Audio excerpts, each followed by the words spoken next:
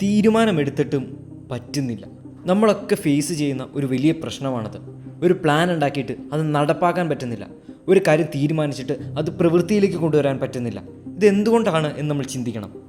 ഒരു തീരുമാനമെടുക്കുന്നത് അർത്ഥമാക്കുന്നത് അതിൻ്റെ എൻഡ് റിസൾട്ട് നമുക്ക് ആഗ്രഹമുള്ള ഒരു കാര്യമാണെന്നാണ്. ഫോർ എക്സാമ്പിൾ, നമ്മൾ എല്ലാ ദിവസവും വർക്കൗട്ട് ചെയ്യാൻ തീരുമാനിക്കുന്നുണ്ടെങ്കിൽ അതിൻ്റെ അർത്ഥം നമുക്ക് നല്ലൊരു ബോഡി, നല്ലൊരു ഫിസിക്ക് ആഗ്രഹമുള്ളത് കൊണ്ടാണ്. അതായത് അതിൻ്റെ ഔട്ട്കം നമ്മൾ ഏറ്റവും ഡിസയർ ചെയ്യുന്ന ഒരു കാര്യമാണ്. പക്ഷേ അതേസമയം ഇതിനകത്തൊരു പ്രോസസ്സ് എന്ന് പറയുന്ന ഒരു കാര്യം കൂടിയുണ്ട്. അവിടെ ഹാർഡ് വർക്ക് വേണ്ടതുണ്ട്. ഈ പ്രോസസ്സ് ചെയ്യാൻ നമ്മൾ റിലക്റ്റൻ്റ് ആയതുകൊണ്ടാണ് തീരുമാനമെടുത്തിട്ടും നമുക്ക് ചെയ്യാൻ പറ്റാത്തത്. നമ്മുടെ ബോഡിയെ സംബന്ധിച്ച് എനർജി കൺസർവ് ചെയ്യാനാണ് ഏറ്റവും കൂടുതൽ താല്പര്യം. അതായത് എനർജി വേസ്റ്റ് ചെയ്യാതെ എനർജി ആവശ്യമുള്ള കാര്യങ്ങൾ ഒഴിവാക്കാനാണ് നമ്മുടെ ബോഡിക്ക് താല്പര്യം. അതേസമയം നമ്മുടെ മനസ്സിനും തലച്ചോറിനുമെല്ലാം അതായിരിക്കുന്ന അവസ്ഥയിൽ തന്നെ തുടരുക, പുതിയ കാര്യങ്ങളിലേക്ക് എടുത്ത് ചാടാതിരിക്കുക, അങ്ങനെ ഒരു ടെൻഡൻസിയാണുള്ളത്. അതുപോലെ തന്നെ നമ്മുടെ ഇമോഷൻസിനെ സംബന്ധിച്ച് ഏറ്റവും പ്ലഷർ തരുന്ന കാര്യങ്ങൾ, സുഖം തരുന്ന കാര്യങ്ങൾ, സന്തോഷം തരുന്ന കാര്യങ്ങൾ, ഇങ്ങനെയുള്ളതിൽ ഉൾപ്പെടാനാണ് താല്പര്യം. അപ്പോൾ ഇത് മൂന്നും നമ്മൾ ഹാർഡായിട്ടുള്ള ഒരു കാര്യം ചെയ്യാൻ തുടങ്ങുമ്പോൾ റിലക്റ്റൻ്റ് ആയിരിക്കും, ഇതിനെ എതിർക്കാനായിട്ട് തുടങ്ങും. അതായത് നമ്മളൊരു തീരുമാനമെടുക്കുമ്പോൾ നമുക്ക് വേണ്ട എൻഡ് റിസൾട്ട് നമുക്ക് അപ്പോഴും ആഗ്രഹമുണ്ട്, പക്ഷേ അതിന് വേണ്ട പ്രോസസ്സ് ചെയ്യാൻ നമുക്ക് മടിയാണ്, നമുക്ക് പറ്റുന്നില്ല എന്നുള്ളതാണ്. നമ്മൾ ശ്രദ്ധ കൊടുക്കേണ്ട ഭാഗം എന്ന് പറയുന്നത് ഈ പ്രോസസ്സ് എന്ന് തന്നെയാണ്. രണ്ട് കാര്യങ്ങളാണ് അതിനകത്ത് ഇൻവോൾവ് ആയിട്ടുള്ളത്. ഒന്ന് ഡിസിപ്ലിൻ, രണ്ട് മോട്ടിവേഷൻ. സെൽഫ് ഡിസിപ്ലിൻ എന്ന് പറയുന്നത് വളരെ ലിമിറ്റഡ് ആയിട്ടുള്ള ഒരു എനർജിയാണ്. അത് നമുക്ക് എല്ലാ കാര്യത്തിലേക്കും എല്ലാ സമയവും പ്രതീക്ഷിക്കാൻ പറ്റില്ല. അതുകൊണ്ട് നമ്മൾ ചെയ്യാൻ ഉദ്ദേശിക്കുന്ന പ്രോസസ്സിനെ ഏറ്റവും എൻജോയബിൾ ആക്കുക, ഏറ്റവും രസകരമാക്കുക എന്നുള്ളതാണ്, ഏറ്റവും എളുപ്പമാക്കി തീർക്കുക എന്നുള്ളതാണ്. അതുപോലെ തന്നെ മോട്ടിവേഷൻ ഉണ്ടെങ്കിൽ നമുക്ക് പലപ്പോഴും ഡിസിപ്ലിൻ എന്നൊരു കാര്യത്തെ ആശ്രയിക്കേണ്ടി വരില്ല. അതുകൊണ്ട് നമ്മുടെ മോട്ടിവേഷൻ ലെവൽസ് പ്രോസസ്സിൻ്റെ സമയത്ത് എങ്ങനെ ഹൈ ആയിട്ട് നിർത്താം, എങ്ങനെ മോട്ടിവേഷൻ നമുക്ക് കീപ്പപ്പ് ചെയ്യാം എന്നുള്ളതാണ്. ബിൽ ഗേറ്റ്സ് പറയുന്നുണ്ട്, ഞാൻ എൻ്റെ 20കളിൽ ഒരു ദിവസം പോലും അവധിയെടുത്തിട്ടില്ല, ഒരു ദിവസം പോലും.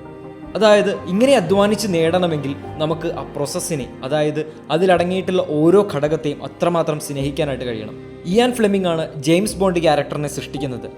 അദ്ദേഹത്തിന് വളരെ ശക്തമായൊരു ഭാവനാശക്തിയും അതുപോലെ തന്നെ നന്നായിട്ട് വരയ്ക്കാനുള്ള കഴിവുമുണ്ടായിരുന്നു. അതുപോലെ ബ്രിട്ടീഷ് നേവൽ ഇൻ്റലിജൻസിൽ ഒരു ഓഫീസറായിട്ട് സേവനം ചെയ്തുകൊണ്ട് വർഷങ്ങളുടെ അനുഭവ സമ്പത്തും അദ്ദേഹത്തിൻ്റെ കൈകളിലുണ്ടായിരുന്നു. കഥകൾ അദ്ദേഹത്തിൻ്റെ മനസ്സിലുണ്ടായിരുന്നു. പക്ഷേ അദ്ദേഹത്തിന് അറിയാം, ഒരു 300 പേജുള്ള ഒരു പുസ്തകം എഴുതുക എന്ന് പറഞ്ഞാൽ അത് നല്ല ഹാർഡ് വർക്കാണ്, അത് നല്ല പെയിൻഫുള്ളാണ്. ഇമാജിനേഷനും എക്സ്പീരിയൻസും കൊണ്ട് മാത്രം അത് നടക്കില്ല. അതിനൊരു പ്രോസസ്സ് വേണമായിരുന്നു. അദ്ദേഹത്തിന് എൻജോയ് ചെയ്യാൻ പറ്റുന്ന, അദ്ദേഹത്തിന് ഇൻവോൾവ് ആകാൻ പറ്റുന്ന ഒരു പ്രോസസ്സ്. എങ്കിൽ മാത്രമാണ് ഈ ഒരു വലിയ ടാസ്ക് നടക്കുകയുള്ളൂ എന്നറിയാമായിരുന്നു. അതുകൊണ്ട് അദ്ദേഹം ഒരു ചെറിയ കാര്യം ചെയ്തു. എല്ലാ ദിവസത്തെയും ആദ്യത്തെ 3 മണിക്കൂറും ഉച്ച കഴിഞ്ഞുള്ള 1 മണിക്കൂറും എഴുത്തിനു വേണ്ടിയിട്ട് മാറ്റിവെച്ചു. ആ സമയത്ത് ഏറ്റവും കൂടുതൽ ഫ്രീ ആക്കാൻ അദ്ദേഹം ശ്രമിച്ചു. അതായത് ആ സമയത്ത് മനസ്സിലേക്ക് എന്തെല്ലാം വരുന്നോ അതെല്ലാം എഴുതുക. അവിടെ തെറ്റിദ്ധരുത്താൻ പോകുന്നില്ല, അവിടെ ഇത് ശരിയാണോ തെറ്റാണോ നോക്കാൻ പോകുന്നില്ല, ജഡ്ജ് ചെയ്യുന്നില്ല. എത്ര ക്വാളിറ്റി ഇല്ലാത്ത വർക്കാണെങ്കിലും ആ സമയത്ത് എഴുതിക്കൊണ്ടേയിരിക്കും എന്ന് അദ്ദേഹം തീരുമാനിച്ചു. പെർഫെക്ഷനിലേക്ക് നോക്കാത്ത ഒരു 4 മണിക്കൂർ. പക്ഷേ ഇതിൻ്റെ ബലം എന്താണെന്ന് വെച്ച് കഴിഞ്ഞാൽ ഇദ്ദേഹം ആ പ്രോസസ്സിനെ എളുപ്പമാക്കുകയാണ് ചെയ്തത്. നമ്മളെ പിന്നോട്ട് വലിക്കാൻ സാധ്യതയുള്ള മറ്റ് ഘടകങ്ങൾ ഒരുപാടുണ്ട്. അതായത് സെൽഫ് ഡൗട്ട്, ഞാൻ എഴുതുന്നതിന് ക്വാളിറ്റി ഉണ്ടാവുമോ, ഇതിൻ്റെ ഭാഷ ശരിയാണോ, ഇങ്ങനെ കടന്നു വരാവുന്ന മറ്റെല്ലാ തടസ്സങ്ങളെയും അദ്ദേഹം വേണ്ടെന്ന് വെച്ചിട്ട് ഏറ്റവും എളുപ്പമാക്കിയ പ്രോസസ്സിനെ മാറ്റി എന്നുള്ളതാണ്. മാത്രമല്ല ഓരോ ദിവസവും ഇത്രയും സമയം എഴുതി കഴിയുമ്പോൾ കിട്ടുന്നൊരു സാറ്റിസ്ഫാക്ഷനെ അദ്ദേഹം ഒരു മോട്ടിവേഷനായിട്ട് മാറ്റിയെടുത്തു എന്നുള്ളതാണ്. ഇതുപോലെ നമുക്ക് ഓരോ ദിവസവും ഒരു ഡെയിലി ഗോൾ വെക്കാൻ പറ്റണം. ഇത് 2 രീതിയിൽ നമുക്ക് വെക്കാം. ഒന്നെങ്കിൽ സമയത്തിൻ്റെ രീതിയിൽ വെക്കാം, അല്ലെങ്കിൽ ചെയ്തു തീർക്കേണ്ട കാര്യങ്ങളുടെ രീതിയിൽ വെക്കാം. അതായത് 5 പേജ് എഴുതി തീർക്കുമെന്നോ അല്ലെങ്കിൽ ഒരു 2 മണിക്കൂർ എഴുതാനിരിക്കുമെന്നുള്ള രീതിയിൽ നമുക്ക് സെറ്റ് ചെയ്യാമെന്നർത്ഥം. ഇങ്ങനെ ചെയ്യുമ്പോൾ ഒരു വലിയ ഗുണം എന്ന് വെച്ചാൽ നമ്മൾ ഡിസിപ്ലിന് കാര്യങ്ങൾ ഏറ്റവും എളുപ്പമാക്കി കൊടുക്കുന്നു. ഡിസിപ്ലിനിൽ മാത്രം ആശ്രയിക്കാതെ ഡിസിപ്ലിന് താങ്ങാവുന്ന ഭാരം മാത്രം കൊടുത്തുകൊണ്ട് നമ്മൾ ഡിസിപ്ലിൻ്റെ ശക്തി കൂട്ടുകയാണ്. രണ്ടാമത്തെ കാര്യമാണ് യൂസ് ദ റൈറ്റ് മെത്തേഡ്സ്. അതായത് ശരിയായിട്ടുള്ള രീതിയിൽ നമ്മൾ കാര്യങ്ങൾ ചെയ്യുമ്പോൾ നമുക്ക് വളരെ എളുപ്പമായിട്ട് ഇത് ഫീൽ ചെയ്യും. ഫോർ എക്സാമ്പിൾ, നമുക്ക് മടി തോന്നുന്നുണ്ടെങ്കിൽ വെറും 5 മിനിറ്റ് ചെയ്ത് നോക്കാം എന്ന് പറഞ്ഞ് വെറും 5 മിനിറ്റ് മാത്രം ചെയ്യാനായിട്ട് ശ്രമിക്കുക.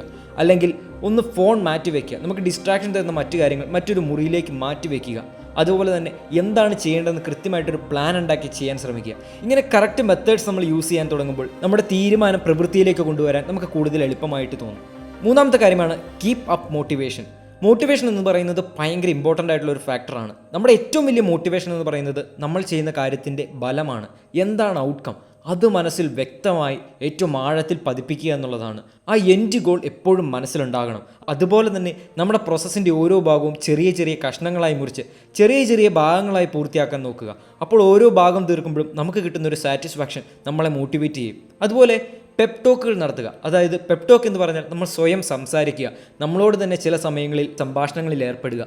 ഇങ്ങനെയെല്ലാം കഴിയുന്ന രീതിയിൽ നമ്മളെ തന്നെ മോട്ടിവേറ്റ് ചെയ്ത് മോട്ടിവേഷൻ ലെവൽ ഉയർത്തി നിർത്താൻ ശ്രമിക്കുക എന്നുള്ളതാണ്. ഇനി നാലാമത്തെ കാര്യം വളരെ ഇമ്പോർട്ടൻ്റ് ആയിട്ടുള്ള ഒരു കാര്യമാണ്. നമ്മൾ ചെയ്യുന്ന കാര്യത്തെ, ആ പ്രോസസ്സിനെ സ്നേഹിക്കാൻ പഠിക്കുക. സ്പൈഡർമാൻ എന്ന കഥാപാത്രത്തിന് ജന്മം നൽകിയ സ്റ്റാൻലി ഒരു കാര്യം പറയുന്നുണ്ട്: do what you love and love what you do. നിങ്ങൾ സ്നേഹിക്കുന്നത് ചെയ്യുക, അതുപോലെ തന്നെ നിങ്ങൾ ചെയ്യുന്നതിനെ സ്നേഹിക്കാൻ പഠിക്കുക. പലപ്പോഴും നമുക്ക് ഏറ്റവും ഇഷ്ടമുള്ള കാര്യങ്ങളാവണമെന്നില്ല നമ്മൾ എപ്പോഴും ചെയ്യുന്നത്. പക്ഷേ നമുക്ക് ആ പ്രവൃത്തിയെ ഇഷ്ടപ്പെടാൻ നമ്മൾ കാരണങ്ങൾ കണ്ടുപിടിക്കുക എന്നുള്ളതാണ്. നമ്മളൊരു കാര്യം ഇഷ്ടപ്പെടുമ്പോൾ അത് നമുക്ക് ചെയ്യാനായിട്ട് വളരെ എളുപ്പമായിട്ട് മാറും. മാൽക്കം ഗ്ലാഡ്വെൽ പറയുന്നുണ്ട്, hard work is a prison only if it does not have a meaning.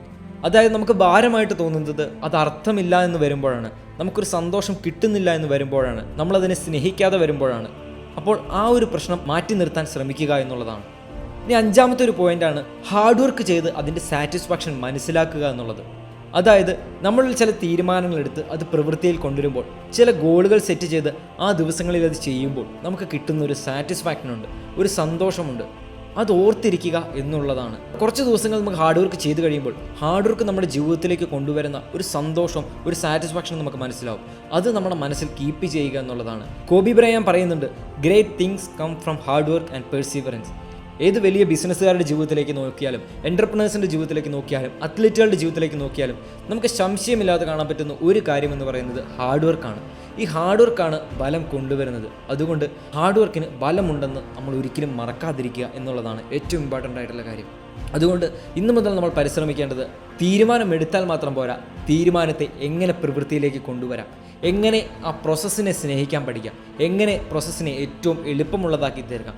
Thomas Jefferson പറയുന്നുണ്ട്, നിങ്ങളുടെ സമയം ഒരിക്കലും മടി പിടിച്ച് നഷ്ടപ്പെടുത്തുന്നില്ല എന്ന് നിങ്ങൾ ഉറപ്പുവരുത്തണം. കാരണം 1 മണിക്കൂർ നിങ്ങൾ ഹാർഡ് വർക്ക് ചെയ്തിട്ട് അതിൻ്റെ ബലം ഒന്ന് കണ്ടു നോക്കുക. അപ്പോൾ നിങ്ങൾ നഷ്ടപ്പെടുത്തിയ മണിക്കൂറുകളിലെല്ലാം നിങ്ങൾ ഹാർഡ് വർക്ക് ചെയ്തിരുന്നെങ്കിലോ എന്തുമാത്രം ബലം നിങ്ങൾക്ക് സൃഷ്ടിക്കാമായിരുന്നു. അതുകൊണ്ട് നിങ്ങളുടെ സമയത്തിൻ്റെ വില നിങ്ങൾ മനസ്സിലാക്കുക, ഹാർഡ് വർക്ക് ഇടാൻ തയ്യാറാവുക.